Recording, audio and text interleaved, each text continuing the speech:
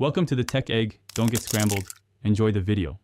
Open Extensions AI models enable Gemini and accept requested scopes. Sign in with your Google account, pick the cloud project to bill, and enable APIs. Without billing, you will get only test access. Verify that the account has editor rights on the sheet and that the cloud project has billing enabled. Gemini supports up to 192 tokens per request for model calls, so plan prompts and context size accordingly. Keep the extensions menu handy for feature toggles and quota checks.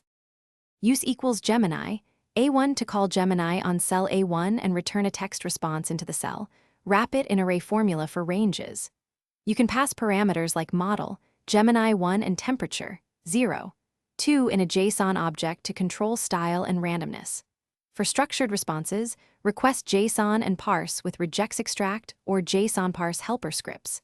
Set timeout to 30 seconds to avoid long waits and script timeouts, and use try/catch wrappers in apps script for graceful error handling. Batch requests in ranges of 50 rows to avoid rate limits and timeouts.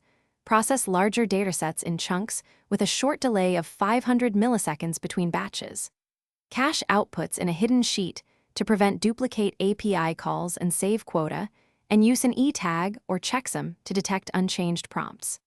Monitor usage and costs in Cloud Console, because costs are billed to your Google Cloud project per 1,000 tokens used.